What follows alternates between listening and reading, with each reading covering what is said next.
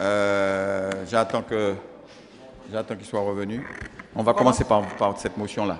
Oui, je donne donc lecture. Nous avons fusionné nos deux motions, puisque hier soir, à la fin de la séance, je demandais au président de l'Assemblée de bien noter que ce matin, on devrait prendre une motion contre la fermeture de la première S du lycée. Donc, j'ai travaillé de mon côté, mais ce matin, le collègue de Saint-Pierre, Martine, avait également une motion que nous avons fusionnée. Donc, je vous donne lecture. Vous l'avez reçue. Alors, il s'agit d'une motion de soutien au personnel et aux parents pour le maintien de la première S au lycée polyvalent de Bellefontaine. Nous avons souhaité maintenir cette motion parce que nous n'avons pas encore d'écrit de la part de M. le recteur. Alors, une décision soudaine et non concertée du rectorat de la Martinique vise la fermeture de la première S au lycée de Bellefontaine à partir de la rentrée 2018. C'est un traumatisme que notre territoire ne pourra surmonter et nous ne pouvons le tolérer. Si ce projet venait à être conduit à son terme, il aurait pour conséquence la fermeture de la filière générale dans cet établissement qui n'a pas seulement une vocation pédagogique. Le Nord-Caraïbe, de Case-Pilote au Prêcheur, en passant par les communes intérieures, Morne-Vert, Font-Saint-Denis et Morne-Rouge, a besoin aujourd'hui plus qu'hier de projets qui impulsent son développement et lui ouvrent des perspectives nouvelles, tant pour son attractivité que pour l'épanouissement de sa jeunesse. Le lycée de Bellefontaine, dans sa dimension générale, technologique et professionnelle, est incontestablement le premier maillon du renouveau économique et social d'un territoire qui n'a cessé d'être déclassé depuis l'éruption de la montagne Pelée en 1902. Considérant en effet que l'implantation d'un lycée général à Bellefontaine avait pour vocation de compenser les handicaps du Nord-Caraïbe, considérant que le projet de démantèlement de la filière S au lycée du Nord-Caraïbe constitue une menace grave pour la dynamique de ce territoire, considérant la volonté de la collectivité territoriale de Martinique de favoriser la polyvalence de la formation pour un épanouissement harmonieux de la jeunesse martiniquaise sur l'ensemble du territoire, considérant par ailleurs que la réduction de l'offre de formation du lycée de Bellefontaine, nonobstant la proposition d'un élargissement de la filière hôtellerie, serait une catastrophe pour l'avenir de cet établissement qui fixe une partie de la jeunesse et facilite le lien familial. Les élus de la CTM réunis en assemblée plénière ce vendredi 2 mars 2018 condamnent tout projet qui vise à réduire l'attractivité du territoire du Nord-Caraïbe. Demande à M. le recteur de renoncer à l'application de tout projet de fermeture de la filière S et à la suppression du CAP pâtisserie au lycée de Bellefontaine, ce qui permettra de donner une chance aux jeunes en difficulté ne pouvant accéder au bac. Demande d'engager un dialogue avec le personnel et les élus du territoire pour mieux accompagner le développement de ce lycée qui symbolise le renouveau du Nord-Caraïbe en mettant en place urgemment une carte scolaire concertée, juste et équilibrée qui tienne compte du retard de développement de ce territoire. Je vous remercie, collègues. Merci, Madame Dulis. Donc, cette motion est proposée par Madame Dulis et Monsieur Martine. Est-ce qu'il y a des intervenants, des personnes qui souhaitent peut-être porter? Sinon, je mets au vote. Je soumets donc au vote. Qui est contre? Qui s'abstient? Donc, voté à l'unanimité. Nous passons à la deuxième motion. Motion qui va être présentée par Madame Boras et qui est une motion pour le maintien de l'allocation logement à cession dans les Outre-mer. Voilà, merci. Madame Boras. Merci, Président. Alors, bien évidemment, à la séance du 8 février dernier, j'en avais déjà fait état, puisqu'il s'agit effectivement de l'article 126 de la loi des finances du 30 décembre 2017 qui vient modifier l'article L542 du Code de la Sécurité sociale et qui a supprimé, à compter du 1er janvier 2018, l'allocation logement pour les prêts permettant d'accéder à la propriété. Alors bien évidemment, on sait très bien que la suppression de cette allocation a un impact, a des impacts très très importants pour la Martinique. Alors je vais seulement me contenter de lire la motion, puisque dans la motion, il y a toutes les déclinaisons de difficultés que nous risquons d'encourir. Voilà. Alors, je pense que tout le monde a la motion, je crois. Oui, voilà. Alors, dès 1986, pour faire face à des problématiques de logement spécifiques en Outre-mer, zone tendue à la fois pour des raisons démographiques, économiques, climatiques et géographiques, l'État a mis en place des aides originales destinées aux personnes physiques à faible revenu, à savoir l'aide à la production de logements évolutifs sociaux, les LES, diffus ou groupés, qui visent à accompagner l'accession très sociale à faible coût. L'aide et aussi l'aide à l'amélioration de l'habitat, AH, afin de sortir les propriétaires occupants de l'insalubrité en engageant des travaux à faible coût. Dans le cadre des opérations de résorption de l'habitat insalubre, RHI, le logement évolutif social, LES, est le seul produit qui permette le relogement définitif des familles les plus défavorisées. La location logement accession est un dispositif qui aide les primo-accédants disposant de revenus modestes à diminuer leur mensualité de crédit immobilier. Cette contribution étant directement versée par la CAF à l'organisme prêteur. En application de l'article 126 de la loi de finances pour 2018, dont je vous parlais tout à l'heure, les prêts destinés à financer une opération d'accession et les contrats de location-accession signés à compter du 1er janvier 2018 n'ouvrent plus droit au bénéfice d'une aide au logement. En dépit d'innombrables mises en garde, le gouvernement a ainsi supprimé l'allocation logement-accession dans les Outre-mer.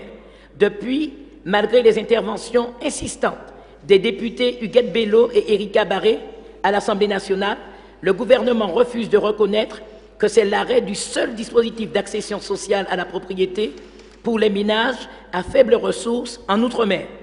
Il en résulte que cette suppression de l'allocation logement-accession signe la fin de l'accession sociale et très sociale en Outre-mer et singulièrement en Martinique, aura des répercussions désastreuses pour les familles démunies dès lors que, n'étant pas en capacité de souscrire un emprunt bancaire classique, elles seront privées de la possibilité d'accéder à la propriété ou de sortir de l'insalubrité. Il en résulte aussi que cette suppression de l'allocation logement-accession contraigne les familles à revenus modestes à abandonner leurs espoirs de devenir propriétaires ou le projet de réhabiliter leur maison. 80% des familles éligibles ne pourront plus voir leur projet aboutir. Les élus de l'Assemblée de Martinique rappellent également au gouvernement que les 120 LES financés en 2016 ont représenté un investissement de plus de 10 millions d'euros dans l'économie locale. Alors même que nos territoires sont déjà fortement paralysés par le chômage, l'emploi risque d'être fortement impacté par une construction induite. 1,8 emplois dans le secteur du BTP. Le BTP artisanal martiniquais, déjà en grande difficulté, souffrira encore plus du fait de la disparition des opérations de construction réalisées dans le cadre du dispositif LES. Les opérateurs historiques de l'accession sociale, qui au fil des décennies ont forgé métier et savoir-faire, risquent de disparaître. Par conséquent, les élus de l'Assemblée de Martinique exigent le rétablissement de l'allocation logement-accession en Outre-mer afin de conserver les outils opérationnels de lutte contre l'habitat indigne, afin d'assurer le développement des parcours résidentiels et l'accession à la propriété érigée au rang de priorité du plan logement Outre-mer et du plan logement Martinique. Exige aussi ne pas accroître l'attention sur le parc locatif social. Les élus de l'Assemblée de Martinique exigent aussi le rétablissement de l'allocation logement-accession en Outre-mer afin de ne pas remettre en cause les politiques de maintien à domicile des personnes âgées dont les logements ne pourront désormais plus être mis aux normes et adaptés à leurs besoins. Ils exigent aussi de garder cette allocation afin de préserver les emplois directs et indirects liés au dispositif d'accession sociale. Enfin, les élus de l'Assemblée de Martinique invitent et encouragent nos parlementaires à se saisir de façon unanime de cette situation qui est une véritable menace pour la Martinique, une catastrophe en matière de logement et d'habitat et une impasse pour nos concitoyens à faible revenu. Merci, Je pense madame. que j'ai tout dit. Merci, Madame Bourras. Est-ce qu'il y a des demandes d'intervention?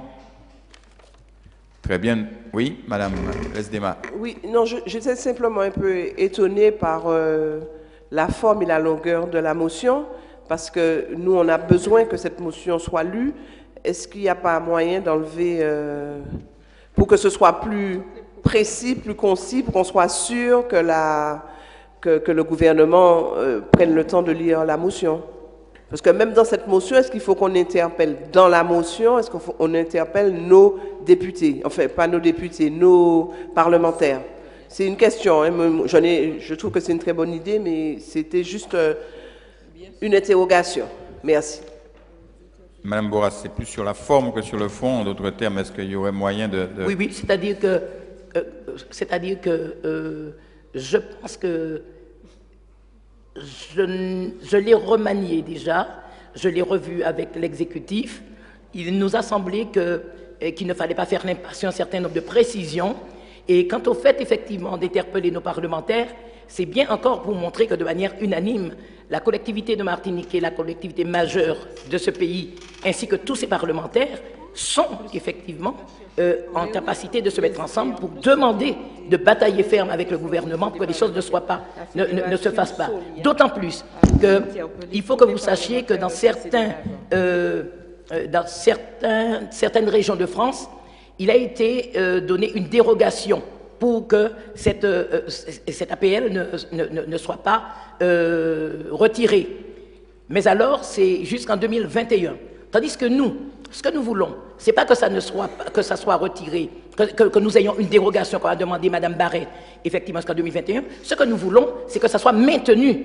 Parce qu'il s'agit effectivement d'un potomitan, d'un pilier très important de la chose logement à la Martinique. Et dans le parcours résidentiel chaotique que nous avons aujourd'hui, il est en aucun cas question que nous fassions l'impasse sur un dispositif aussi impressionnant et aussi nécessaire que l'est l'allocation logement-accession.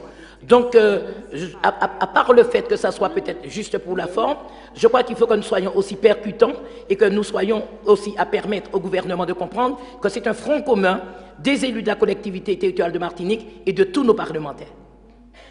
Très bien. Est-ce qu'il y a d'autres demandes d'intervention? Sinon, sous cette réserve, je mets aux voix. Qui est contre? Qui s'abstient? Très bien. La motion est adoptée à l'unanimité. Merci, Madame Bourras. Nous avons une troisième motion présentée par Monsieur Adnet. Monsieur Adnet, allez-y. Merci, Président.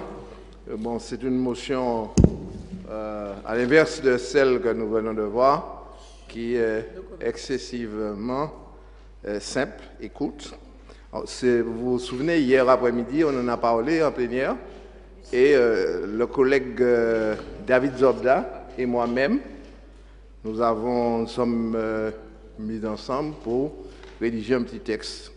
Alors, motion des élus de l'Assemblée territoriale de Martinique. Les élus réunis en assemblée plénière les 1er et 2 mars constatent, premièrement, une situation financière extrêmement tendue et dégradée au sein de la collectivité territoriale de Martinique. Deuxièmement, des mesures contraignantes d'encadrement des collectivités territoriales. Alors, je pense qu'il faut mettre découlant de la loi de programmation des finances publiques 2018-2022. Bon, je propose qu'on mette découlant avant de la loi. Et enfin, troisièmement, une situation économique et sociale difficile en Martinique. Alors, on avait mis sous le texte « exige du gouvernement français ». Bon, je propose que l'on mette demande instamment au gouvernement français. Premièrement, le versement immédiat des 620 millions d'euros relatifs à la compensation des allocations individuelles de solidarité, entre parenthèses AIS, de 2004 à aujourd'hui.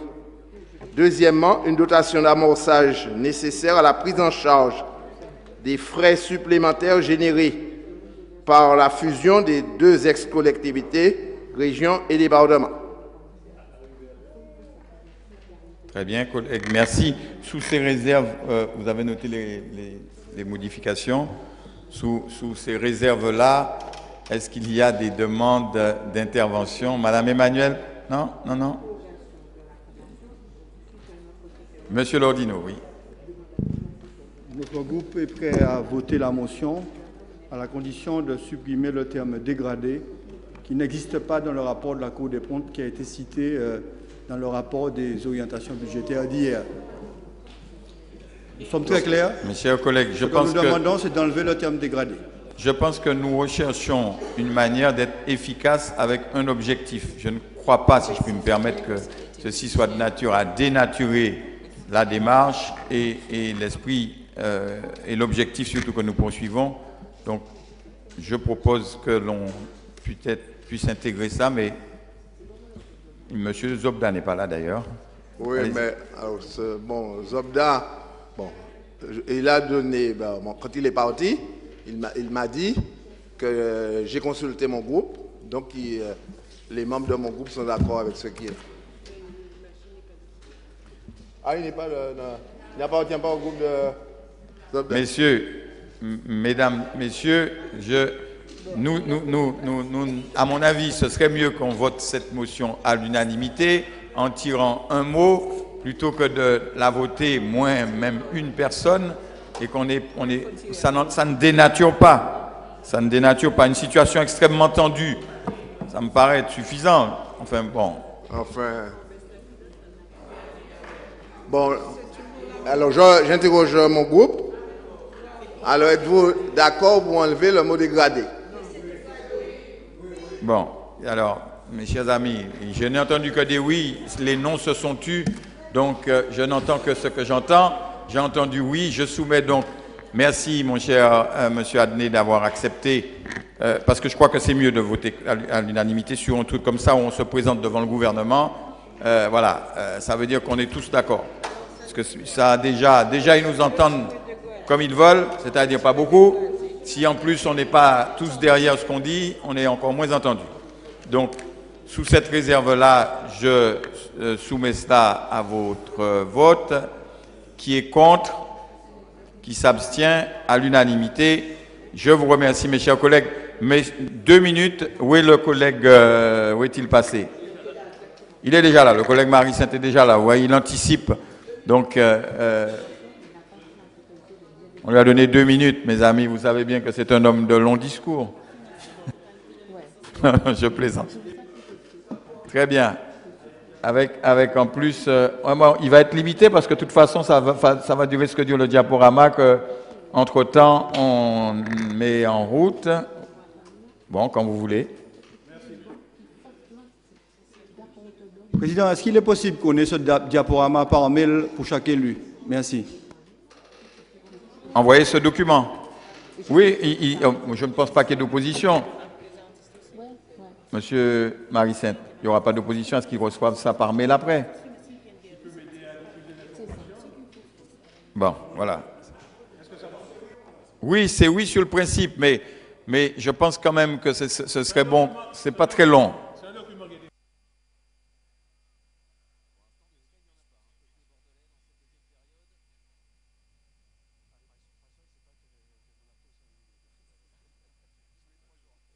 Mais ce sera fait, collègues, ce sera fait. On est déjà d'accord là-dessus. Souffre 2 minutes encore. Ce sera... On va lui prendre notre micro, voilà. Voilà.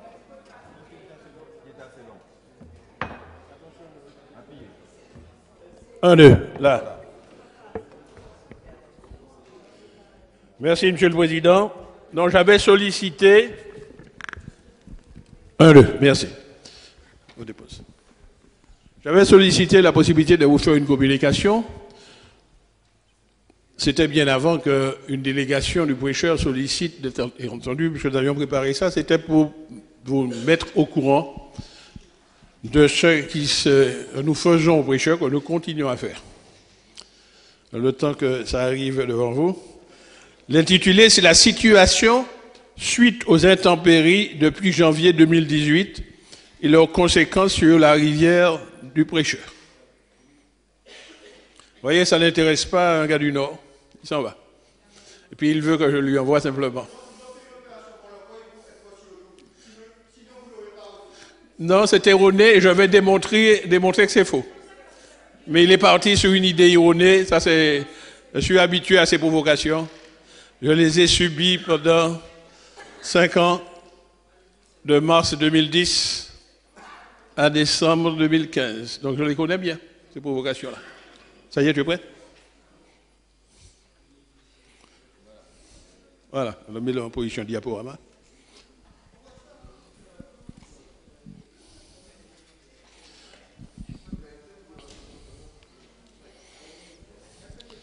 D'abord, description du phénomène. Ajoute. Tout le monde le sait, c'est un glissement d'un pan de montagne composé de blocs rocheux, de cendres volcaniques, jusque dans les talwegs, c'est-à-dire les vallées qui sont au pied des mornes.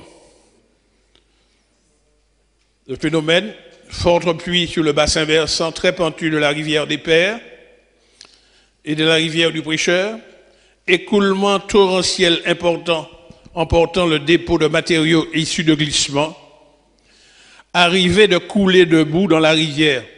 Alors il y a 2 rivières concernées, la rivière du Prêcheur, maintenant très connue, et puis il y a un confluent qui est un petit peu haut dans la montagne qui s'appelle la rivière sans Père. Alors c'est au pied du piton Marcel. Ce sont des matériaux qui sont stockés là depuis très très longtemps, puisque résultent des différentes éruptions volcaniques, et ça s'est entreposé. Et sur les puits, ça s'est un peu dégradé de l'érosion, et ça a entraîné un écoulement torrentiel important, le dépôt de matériaux issus de ces glissements. Arrivée de coulées de boue dans la rivière, charriant terre, cendres volcaniques déjà éteints, blocs rocheux de plusieurs tonnes, et également la végétation qui était poussée au-dessus. Donc dépôt de matériaux,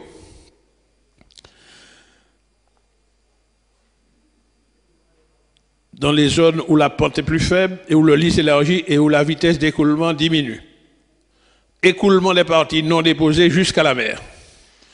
Alors vous avez une vue aérienne. Notre collaborateur, M. Marc Mongiste, avait pu survoler avec l'hélicoptère de l'aviation civile et nous a rapporté ces photos. Et vous voyez l'ampleur de l'érosion qu'il y a eu, à la fois à gauche là sur le bassin versant de la rivière sans Père, et à droite, c'est la rivière du Prêcheur. On ne peut pas éteindre le projecteur, là. Ah, oui. Est-ce qu'on peut... Est-ce que c'est ça? Attendez, on va voir, c'est ça? On avait demandé là-haut déjà.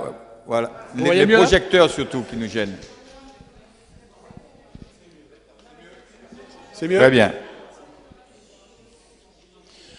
Bien, on continue. Alors, vous voyez, ce pont venait d'être inauguré le 21 décembre.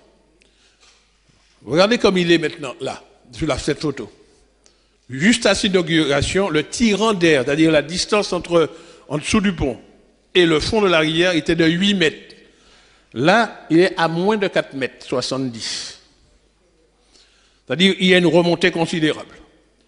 Quand vous regardez, vous voyez une série de blocs volcaniques et vous voyez qu'il n'y a pas d'eau, c'est un lit de sable. Eh bien, c'est tout ce qui se met en mouvement. Alors, bon, certains scientifiques l'appellent l'Aar, c'est un nom qui vient de l'océan Indien, du Pacifique, et c'est donc une coulée de matériaux où l'eau est en minorité, 70% de sable, 30% d'eau. Et ça descend comme si c'était de l'eau, donc c'est fluide, mais ça a une capacité de transporter des blocs. Les blocs flottent au-dessus, un peu comme un skieur qui descend sur une pente neigeuse. Voilà la situation. Alors, d'un côté, on peut dire, heureusement, le pont était livré et qu'il y avait ce tirant d'air, parce que le pont que celui-là a remplacé était un pont submersible, et je vous rappelle qu'en 2010, il y a eu une coulée de boue, et le pont était submergé, tout la boue est passée au-dessus, et ça s'est répandu sur les deux parties du Prêcheur, puisque sur la rive droite, c'est les abîmes, sur la rive gauche, c'est le bourg lui-même, et un petit peu plus haut, il y a la cité Croquette et une école primaire, voilà, qui avait été submergée. On continue. Alors, dès lors que nous avons eu connaissance de ça, nous avons immédiatement réagi. C'est alors que les services ont porté à notre connaissance une série de documents qui avaient été signés, des conventions, avant 2016. Le premier document, c'est une convention passée entre l'État et la région de l'époque, relative, écoutez bien, au transfert à titre expérimental à la région de la compétence pour aménager et entretenir le domaine public fluvial de la rivière du Poichère. Donc c'est pour entretenir et aménager. Mais le domaine public fluvial, c'est-à-dire en fait la rivière, reste la propriété de l'État. Donc l'État est toujours propriétaire. Il n'y a pas eu de transfert de domanialité, comme ça a pu être dit sur une radio dimanche. La CTM qui a pris la suite du conseil régional, donc qui assume les engagements du conseil régional, est donc gestionnaire. Assure la gestion, l'État restant le propriétaire. Et ceci pour une durée de 6 ans, qui prend effet au 1er janvier 2015 pour se terminer au 31 décembre 2020. Nous avons lu cette convention. Cette convention a été signée le 29 janvier 2015 par le préfet représentant de l'État, qui s'appelait M. Rigoulet-Rose, et le 2 février 2015 par le président de la région de l'époque. Ils l'ont signée. En gros, si je résume, c'est un transfert à titre expérimental, à titre gratuit. C'est-à-dire que la CTM ne bénéficie d'aucune ressource nouvelle et ne peut demander aucune indemnité pour cela. Néanmoins, le transfert est fait et il pourrait devenir définitif pour la gestion au terme des 6 ans, c'est-à-dire à la fin de l'expérimentation. Et c'est 6 mois avant la fin de l'expérimentation que ça doit se décider. Si la CTM conserve cette gestion ou bien si elle renonce. Donc, c'est provisoire. Donc, vous voyez, il y a la possibilité que ça soit définitif. Je détaille un peu plus. La CTM, c'est l'aménagement, c'est l'entretien, c'est l'exploitation. L'État a gardé non seulement la propriété du domaine public fluvial, mais également la police de l'eau, la police de la pêche et de la chasse. Bon, il ne reste pas grand-chose, évidemment, à pêcher dans la rivière actuellement. Mais en tout cas, toute cette partie-là est restée le domaine de l'État.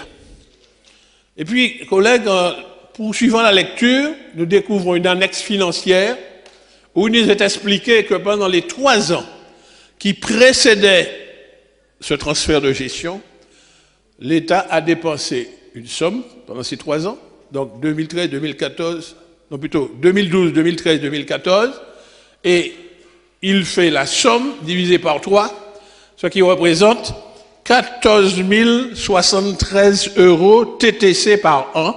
Et l'État nous dit, bon voilà, ce que je pourrais vous transférer chaque année.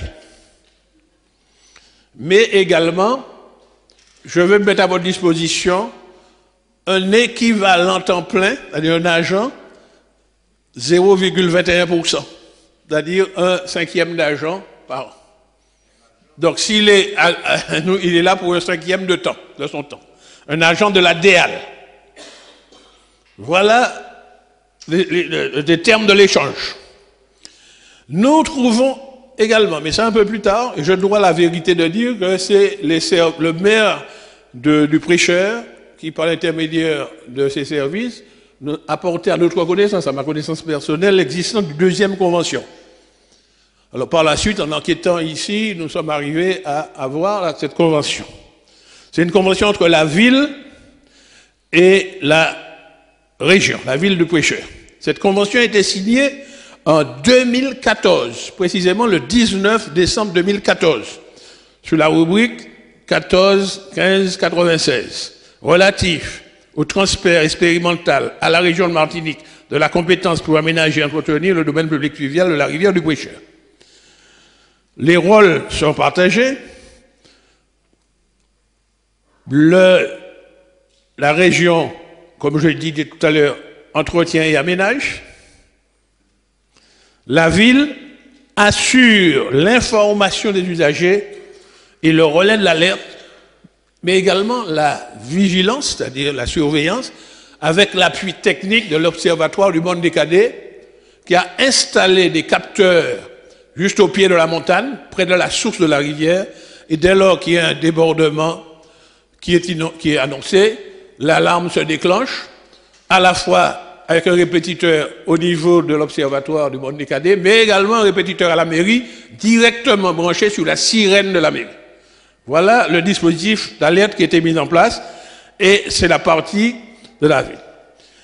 Nous découvrons, je dois dire honnêtement, je ne savais pas ça, nous découvrons qu'un comité de pilotage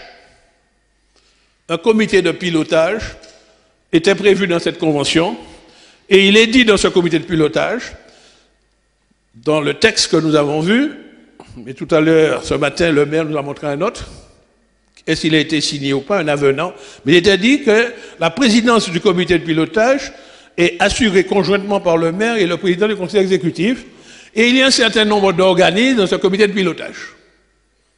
Mais ça ne dit pas président du conseil exécutif, il dit président du conseil régional, puisque c'est une convention signée en 2014. La CTM assure la maîtrise d'ouvrage, c'est-à-dire le paiement de l'ensemble des travaux qui sont à faire dans le lit de la rivière. Troisième document, c'est que nous découvrons, à notre arrivée en janvier 2016, qu'un marché, disons, un appel d'offres avait été lancé le 19 novembre 2015. Les appels d'offres n'avaient pas encore abouti, le marché n'avait pas encore été attribué. Ça a fait partie des premières actions que la nouvelle commission d'appel d'offres a eu à examiner. Et il y a une entreprise qui a eu le marché, et ce marché a été notifié le 3 août 2016 à une entreprise dont le nom n'est pas indiqué là, mais que je vais vous donner, qui est l'entreprise CTA. C'est la compagnie des travaux entiers. C'est une SARL ou une SA qui appartient à la famille Jo. Mais nous découvrons que dans le dossier de consultation, le dossier de consultation a été établi par les services de l'État, la DEAL. Donc la DEAL s'est donné le rôle de maître d'œuvre, la région était le maître d'ouvrage. Donc la CTA est maître d'ouvrage, donc celui qui paye, mais celui qui contrôle, celui qui dit ce qu'il faut faire, celui qui donne l'agrément, c'est la DEAL. Nous trouvons ce document.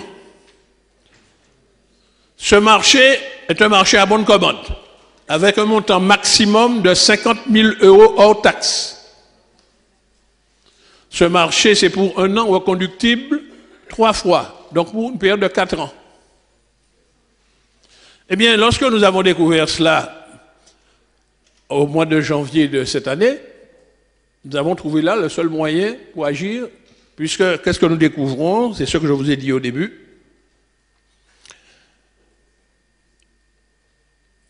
Nous découvrons le premier week-end de janvier qu'il y a eu des événements, il y a eu des coulées de boue, et c'est là une catastrophe naturelle qui est en train de se dérouler.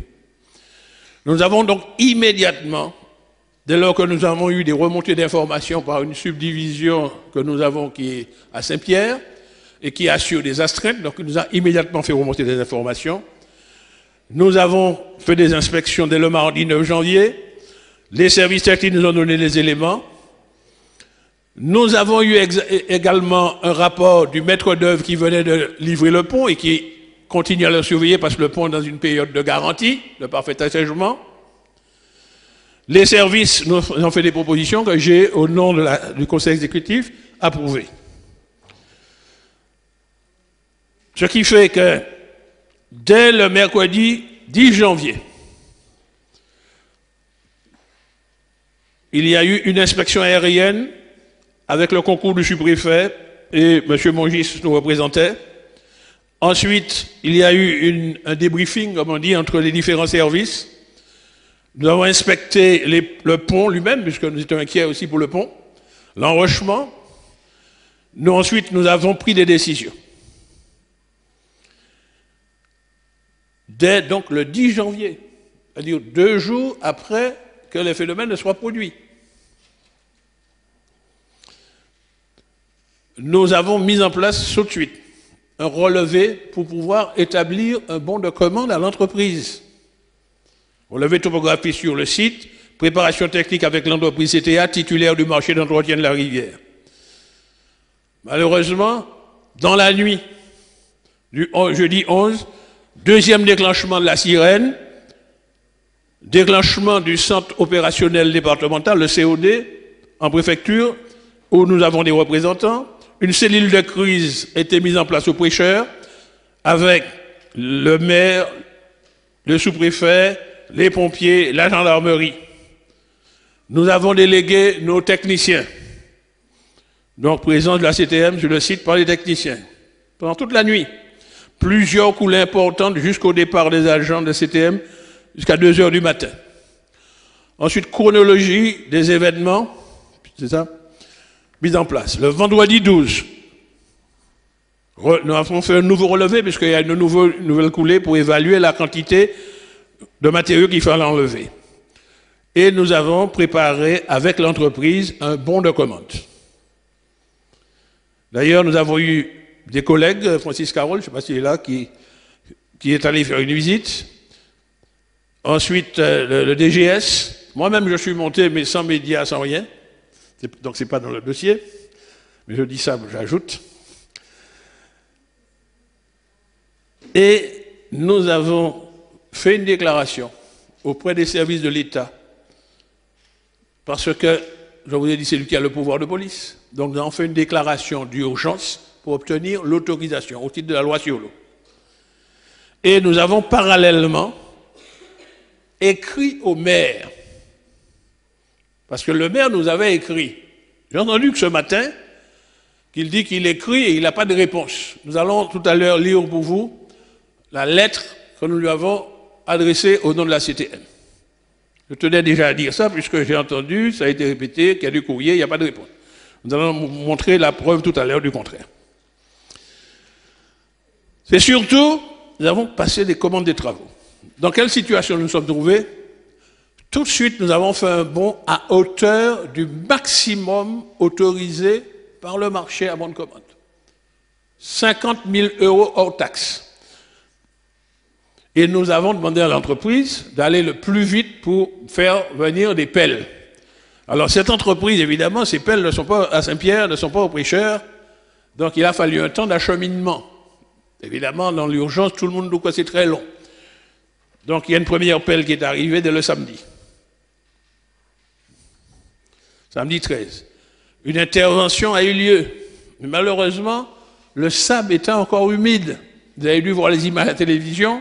La pelle allait s'ensabler. Et pour des raisons de sécurité, nous avons fait arrêter ça parce qu'on mettait en danger la vie du chauffeur de la pelle et du chauffeur des camions. Ensuite, il y a eu une autre pelle plus grosse, puisqu'on nous avait dit que la première était trop petite. Donc une deuxième plus grosse de 35 tonnes est arrivée. Et le travail a été fait et on a pu commencer à faire des travaux. On indique pour mémoire, puisqu'il y a toute une série de rivières à régime torrentiel qui dévalent, il y a celui de la rivière des Pères, dont on a parlé beaucoup. Comme nous avions également déjà un marché, nous avons en parallèle, et c'est signalé là, fait intervenir une autre pelle au gué, sur le gué de la rivière des Pères, pour le nettoyer. Bien. Qu'est-ce que nous avons pris encore comme disposition? Évidemment, le curage, c'était pour permettre l'écoulement de la coulée de boue. Mais en même temps, nous avons pris des mesures pour protéger les populations qui vivent sur les berges, à rive droite, rive gauche, c'est-à-dire cité des Abîmes, la cité Coquette. Mais également, nous avons pris des dispositions pour protéger le nouveau pont, en s'assurant qu'il y avait un tirant d'air suffisant. Donc nous avons curé sur 100 mètres avant le pont jusqu'à l'embouchure. Nous avons en même temps conforté les berges, parce que dans le marché que nous avons avec l'entreprise, il dit qu'en priorité, tous les blocs qu'il récupère, on conforte les berges pour empêcher, on fait monter les berges pour empêcher qu'il y ait du débordement. Ça a été fait. Nous avons commandé, nous avons passé des bons de commande à d'autres entreprises pour qu'ils travaillent en dehors du lit. Ce qui fait, au total, nous avons engagé, en plus donc des 40 000 euros, des 50 000 euros, au total, ça fait 143 000 euros de bons à 3 entreprises. Tous les jours, nous sommes intervenus. La seule limite que nous mettions, dès qu'il y avait insécurité, nous suspendions les travaux. Et pour bien nous conforter dans cela, nous avons passé un marché avec un bureau de contrôle dont la mission, c'est le contrôle coordination pour la sécurité et la protection de la santé des travailleurs. C'est le cabinet CEDEC. Et toutes les interventions se font après que les techniciens de CEDEC nous disent « Allez-y, vous pouvez y aller, ils prennent la responsabilité, on peut y aller ». Donc nous avons fait ça en sécurité. Nos services ont accepté, les services de l'entreprise, ont accepté de travailler sans discontinuité, c'est-à-dire en jour ouvrable, en week-end, etc. Et nos services sont astreints en permanence là-dessus. Les services techniques de la ville sont invités à la réunion puisqu'ils font la liaison entre nous et le maire.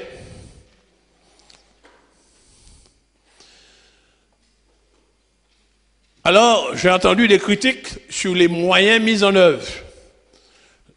Nous sommes allés jusqu'à demander la mise en place dans le lit de la rivière jusqu'à 7 pelles. L'entreprise a dû se faire renforcer par d'autres entreprises pour augmenter le nombre d'engins. 7 pelles, allant d'une pelle de 18 tonnes pour la plus petite jusqu'à une pelle de 65 tonnes. C'est-à-dire la plus grosse qu'elle a pu trouver. 6 camions font la navette. Et au moment où cet état des lieux a été fait, 13 500 mètres cubes de matériaux avaient été enlevés, soit l'équivalent de la surface d'un terrain de football sur environ 3 mètres de haut. 5000 mètres cubes ont été repositionnés sur place pour protéger les berges. Alors, je vais faire une petite parenthèse là, qui n'est pas sur le marché qui a été passé avec l'entreprise est un marché assez singulier. J'ai une longue expérience dans ces affaires-là, mais c'est la première fois que je trouve un marché comme cela. Écoutez bien. L'entreprise doit être autorisée pour aller faire le curage. Comment cette entreprise est payée? On le paye suivant le nombre de mètres cubes de matériaux enlevés. Il y a un prix pour tout ce qu'il enlève et qu'il va mettre en dépôt.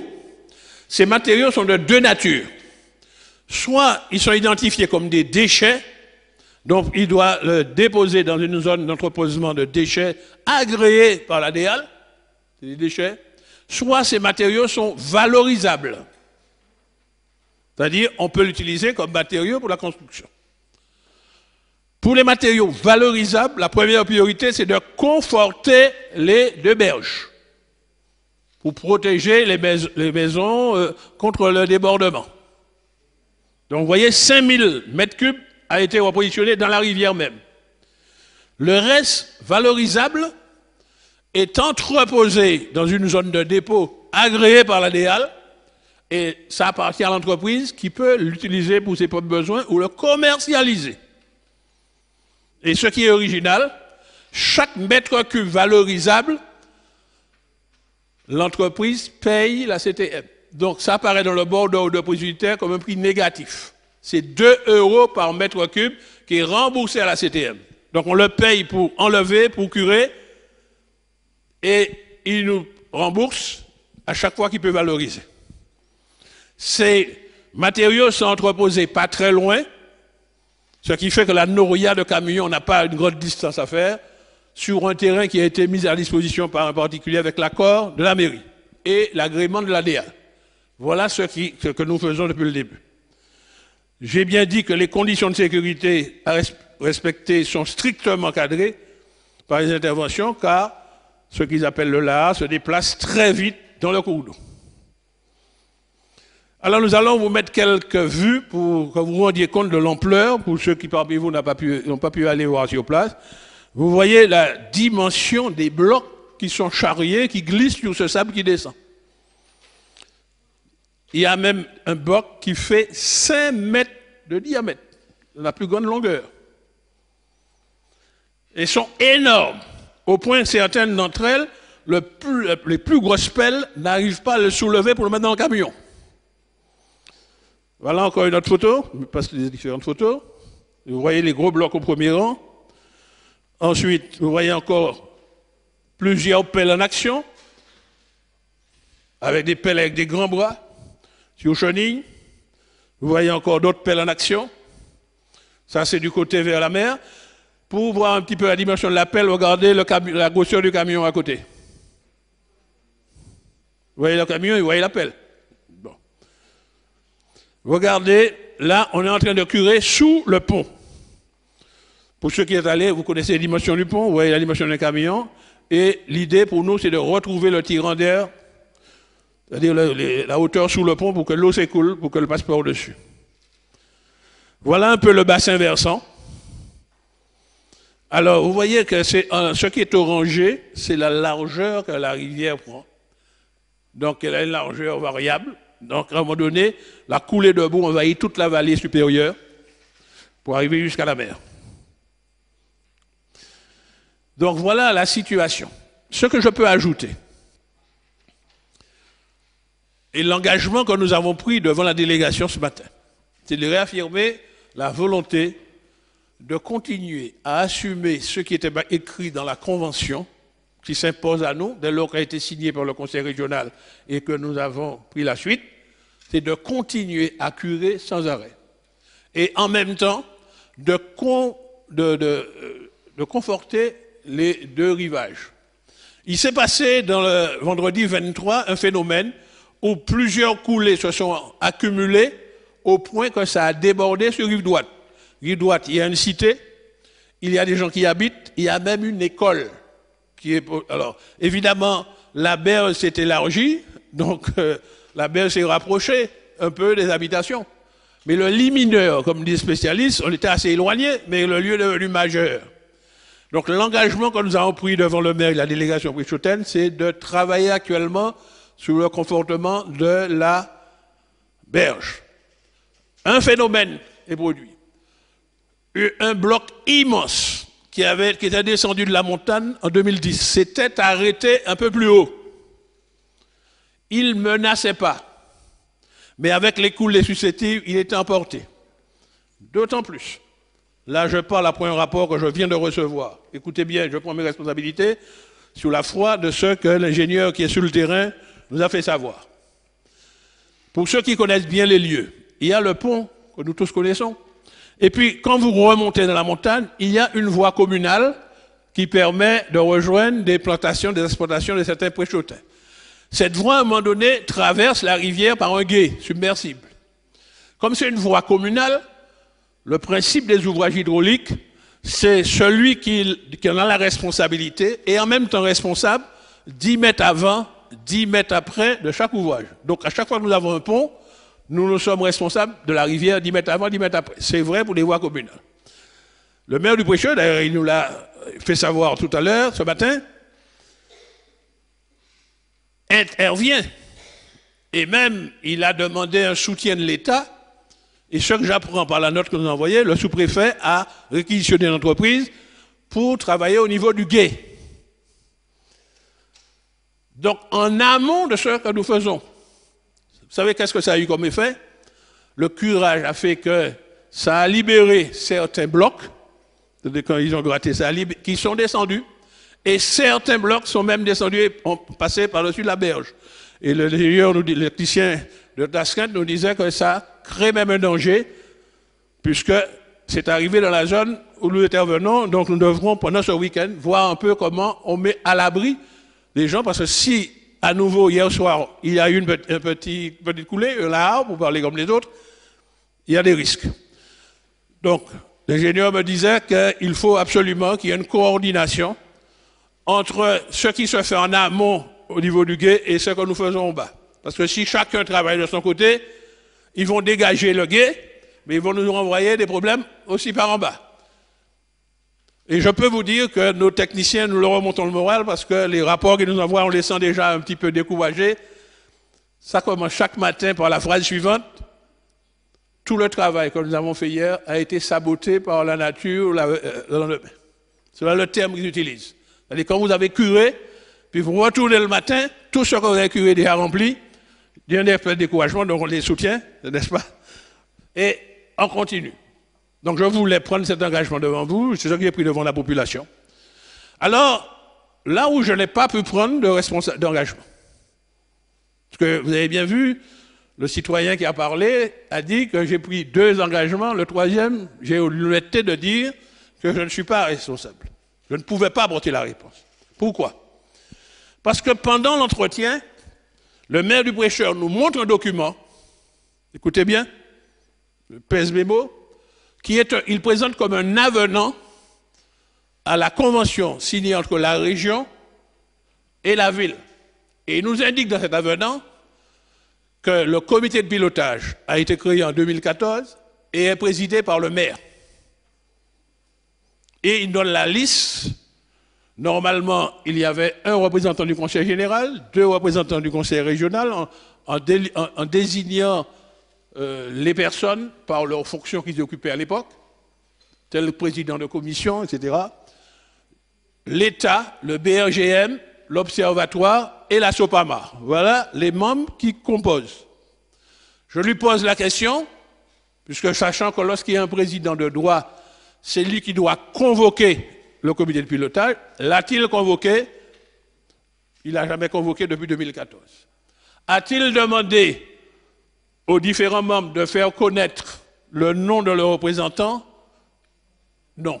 Donc, autrement dit, ce comité de pilotage n'a pas siégé en 2014, n'a pas siégé en 2015, et aujourd'hui, on vient nous faire le reproche que nous n'avons pas, vous n'avez pas désigné d'élus pour représenter la CTM. Mais comment on pouvait le faire spontanément? Personnellement, je ne savais même pas l'existence de ce comité de pilotage, personnellement. Et lorsque l'Assemblée a eu à désigner des représentants, une liste des organismes où on doit désigner les représentants avait été soumise au président de l'Assemblée. Donc, nous avons appris ce matin qu'il faut ajouter dans la liste ce comité de pilotage.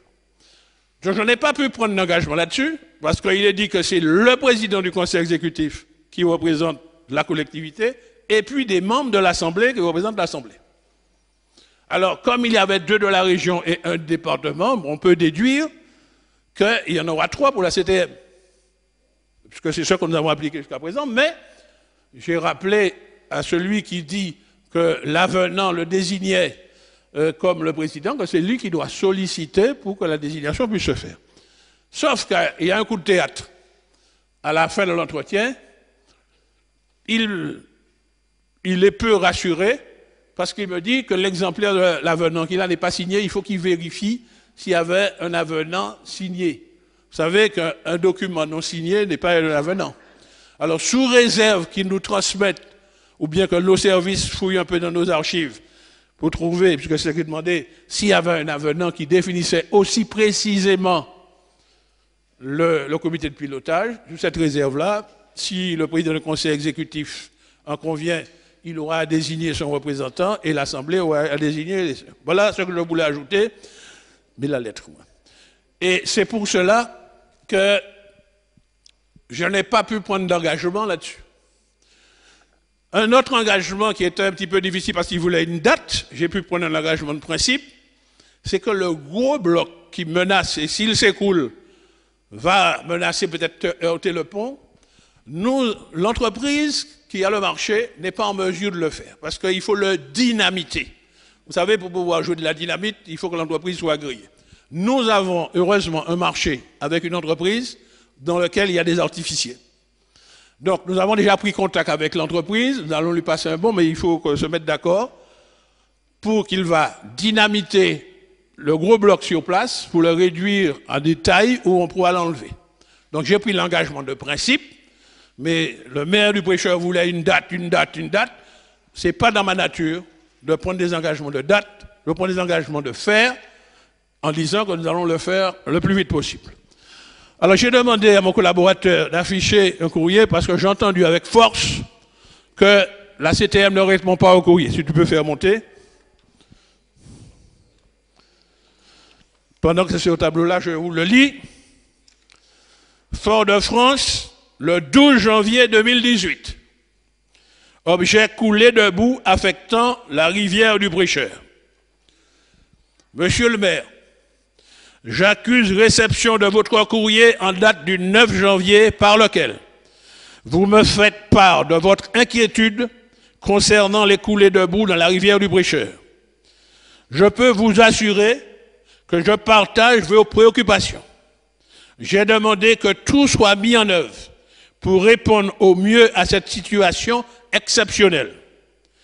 Comme vous l'indiquez dans votre courrier, la Convention de 2015 transfère à titre expérimental la gestion de la rivière de l'État à la CTM, ce qui représente pour la collectivité une charge importante sur le plan financier et organisationnel. En conséquence, l'administration est mobilisée au plus haut niveau pour faire face à cette situation que je suis personnellement. Suis au sens de suivre. À ce jour,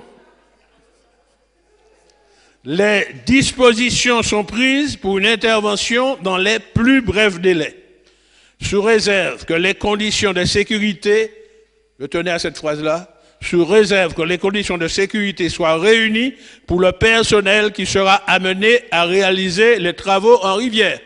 Oui, c'est vrai, il faut mettre la population en sécurité, c'est la charge du maire, il les fait évacuer dans des zones de refuge, mais nous avons la responsabilité de ne pas exploser la vie des travailleurs qui vont descendre dans le lit de la rivière. Plusieurs entreprises titulaires de marché avec la collectivité sont d'ores et déjà mobilisées. Je tiens tout particulièrement à témoigner ma solidarité et mon soutien à la population du Prêcheur affectée par ce phénomène. Je vous prie d'agréer, monsieur le maire, l'assurance de mes salutations distinguées. C'est le président du conseil exécutif qui s'exprimait. J'ai trouvé que les circonstances ont fait qu'avec son accord, c'est moi qui ai signé en son nom. Donc quand il dit je suis, c'est lui-même qui suit parce qu'il est régulièrement tenu au courant par les services de tout ce qui se fait pratiquement d'heure en heure. Voilà les mises au point que je voulais vous faire. Évidemment, lorsque nous sommes accusés, il faut garder son sang-froid, nous sommes élus pour ça, mais je tenais à informer tous les collègues élus de ce que nous n'avons cessé de faire depuis que nous avons eu à connaître cela. L'homme n'est pas plus fort que la nature, nous subissons une catastrophe naturelle. Comme ça a été suggéré par le collègue président, mon plaisir, dans une réunion que nous avions entre nous, nous avons d'ailleurs fait cette recommandation au maire qui a dit qu'il se prépare déjà. Il faut monter un dossier pour reconnaître cette situation comme situation de catastrophe naturelle. En plus, nous travaillons là pour le compte de l'État. L'État dispose de fonds, comment il s'appelle encore? On l'appelle fonds Barnier, il s'appelle le fonds Fonds de prévention des risques naturels majeurs, FPNRM. Fonds de prévention des risques naturels majeurs. Alors, ce sont des fonds, on fait appel lorsque nous devons construire des dispositifs pour nous protéger contre les risques naturels majeurs. Moi, je pense que ce phénomène est un risque naturel majeur, donc des dossiers sont déjà en train de se constituer. Le maire m'a dit de son côté, il constitue des dossiers. Il y avait dans la délégation accompagnant le maire des commerçants, dont une restauratrice qui a vu son chiffre d'affaires chuter. Donc, nous avons conseillé de rassembler tous ces éléments. Et je dis à mon ami Nilo qui peut relayer ces informations auprès du gouvernement. Un dossier va être constitué. Je pense qu'il serait justice de reconnaître cette situation comme situation de catastrophe naturelle. Alors évidemment, vous savez, dans cette situation, les entreprises qui n'ont pas d'assurance ont quelques difficultés, mais nous-mêmes qui avons à faire face, nous sommes en droit de réclamer des dédommagements ou des indemnités à l'État, puisque c'est comme tout pour le compte de l'État que nous travaillons. Voilà les éléments que je voulais partager avec vous. Merci de votre attention. Mais je reste à disposition si jamais il y a des questions. Merci, monsieur le conseiller. Merci, mesdames et messieurs les élus. Monsieur Nilor, vous souhaitez intervenir? Oui, juste, je crois que la plénière se termine. Je vous remercie au nom du groupe de la majorité, le conseiller exécutif Daniel Marie-Saint pour la qualité de sa présentation. Et puis je lui dis tout simplement qu'il a dit confirmer qu'il est mon ami. ça va lui créer quelques inimitiés. Bien, merci sur ces bonnes paroles. Je vous remercie. Président, je voudrais aussi, oui, madame, au nom de ce groupe-là, je voudrais remercier le collègue Marie-Sainte, que nous connaissons depuis longtemps et que nous savons qu'il a une technicité que nous apprécions énormément. Merci beaucoup, madame Dulis. Monsieur, allez-y, monsieur Martin. Juste une précision pour que le collègue Marie-Sainte me confirme que c'est bien à la DL qui relève, qui convient de donner l'autorisation d'extraire les alluvions, les matériaux qui sont drainés au lit de la rivière. Oui, je confirme, collègue, nous avons fait beaucoup de recherches bibliographiques là-dessus, des renseignements. À partir du moment où l'État demeure propriétaire et que l'État nous donne par convention la charge de gérer et d'entretenir sa propriété, aller prélever des choses de la propriété de l'État ne peut pas être de la charge du locataire. Si vous êtes propriétaire d'un immeuble, vous mettez un locataire, et si vous découvrez qu'il est en train de vendre des éléments de votre immeuble morceau par morceau, je suis sûr, comme propriétaire, vous allez vivement réagir. Donc c'est pour cela que nous avons affirmé au effort, et le président du conseil exécutif également, parce qu'il y a des entrepreneurs qui sollicitaient de pouvoir aller extraire, nous avons dit qu'il faut aller voir l'État, c'est lui qui est propriétaire. Donc, faire une extraction, c'est-à-dire transformer la rivière en lieu d'extraction de matériaux pierreux, jusqu'à présent, les matériaux étant des mines, des carrières, vous savez que nous n'avons pas encore cette compétence. L'autorisation est donnée par l'État. Dans le schéma des carrières, pour ceux qui ont eu à connaître ça, vous voyez bien que c'est le préfet qui préside la commission des carrières. Maintenant, une opportunité, les matériaux sont là. J'entends dire qu'il y en a qui disent que cette entreprise n'a pas le droit de vendre. Mais ça, ce n'est pas mon domaine. Ce que je peux dire, nous mesurons la quantité de matériaux enlevés valorisables. Et c'est l'entreprise qui doit savoir ce qu'elle en fait, puisqu'elle va devoir nous payer. Je croyais que tu posais une question sur la rivière des Pères. Je crois que j'ai déjà ici dit, mais je profite de votre présence, puisque ça concerne les collègues du Nord. Et il y a été question ce matin. La rivière des Pères, c'est cette rivière torrentielle qui, à chaque pluie, coupe la RD10. Parce que ça passe au-dessus, parce que ça a été construit depuis des années pour être un gué submersible. Nous avons étudié, et j'ai eu l'occasion déjà de dire devant le conseil exécutif, je ne sais pas si je l'ai dit ici, nos services techniques ont étudié 3 scénarios. Un où c'est seulement les piétons qui vont pouvoir passer si on fait une passerelle piétonne au-dessus du gué. Un autre qui est colossal, où ce sera un pont et qui permettra de passer tout le temps, mais qui nous pose des problèmes parce que pour le faire, nous allons boucher un certain nombre d'exploitants de carrières qui sont là, parce qu'il faut qu'il ait une grande portée. Et puis un troisième qui peut se faire directement par la CTM, compte tenu de ses ressources actuelles, consiste à construire un pont un petit peu en amont de la route, en remontant vers l'allée Pécoul, pas très loin de l'assise actuelle. Nous avons trouvé, en arrivant dans le patrimoine du Conseil général, un certain nombre de viaducs démontables. Vous pouvez les voir à la trompeuse, en passant le long de la RN9, juste à côté de l'incinérateur. Dans l'herbe, là, il y a une série d'éléments. Avant, on appelait ça des ponts bêlés. Maintenant, ça s'appelle VMD, viaduc métallique démontable. Les services ont déjà choisi celui qui est assez long pour le faire. Nous avons chiffré en quoi ça consiste. 2 culées en béton, le viaduc par-dessus, et ça va nous coûter 1 015 000 €. Je suis très précis parce que nous avons fait des études très précises. Nous avons déjà commencé à faire d'abord une déclaration auprès de l'État pour demander au préfet l'autorisation de poser ça au-dessus de la rivière. Les contacts sont pris avec un propriétaire foncier qui détient une carrière là pour qu'il nous donne une bande de terre parce qu'il faut faire une déviation. Ce viaduc ne va être utile que lorsqu'il y a inondation. Lorsqu'il n'y a pas inondation, les gens vont continuer à passer sur le gué. Comme les piétons sont en insécurité lorsqu'il y a à la fois des voitures et des piétons, nous avons déjà pris la décision d'élargir le gué, de mettre un trottoir pour que les piétons soient absolument en sécurité, trottoir avec garde-corps, et le viaduc métallique démontable ne va être utile que quand le gué sera inondé. Donc nous allons assurer la liaison en continu, quel que soit le temps, entre Prêcheur et Saint-Pierre. Le président du conseil exécutif a écrit au maire du Prêcheur, est-ce qu'on a écrit aussi à quelqu'un d'autre, et au préfet, pour connaître le choix qui a été retenu et pour nous faire savoir que ce chantier pourra démarrer en 2018. Les études préliminaires sont en cours, le chantier va démarrer au mois de juin et il sera livré avant septembre. Voilà la planification des travaux qui sont programmés et j'espère que le vote du budget va me permettre de pouvoir débloquer rapidement cette affaire-là, 1 million. Merci. Je vous remercie, Monsieur le conseiller. Président, juste oui, mon collègue Marie-Sainte, qu'il avait fait un certain travail sur la route de la Trace, ça a bien duré 8 ans, mais je ne sais pas, ça commence à descendre. Sur la route de la Trace à la...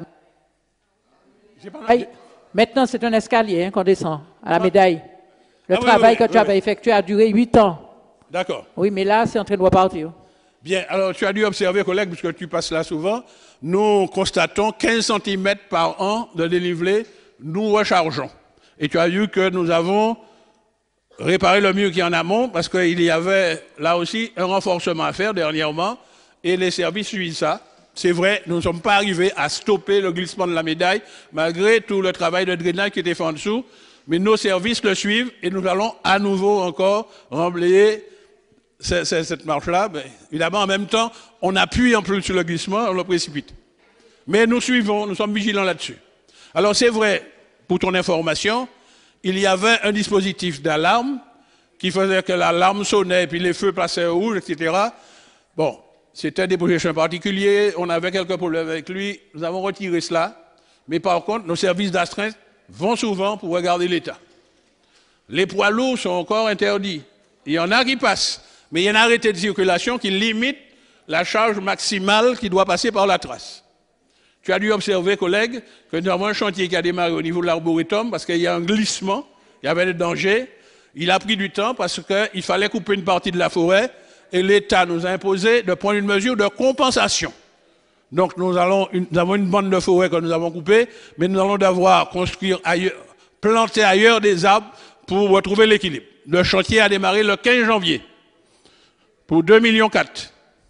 Voilà. 4 entreprises martiniquaises travaillent là-dessus. Merci, mes chers collègues. Merci, monsieur le conseiller. Donc, il y a bien la nécessité que nous ayons ces échanges. Madame Léotin, vous voulez dire un mot? Non, rapidement. Le document qui a été présenté tout au début, il me semble qu'il y a marqué Rivière des Pères. C'est une erreur. C'est une erreur, d'accord. La rivière du Prêcheur. Très bien. C'est une coquille. Oui, Madame Limier. Oui, collègue Marie-Sainte, c'est au maire de Saint-Pierre que tu as écrit, puisque la rivière des Pères se trouve sur le territoire de Saint-Pierre.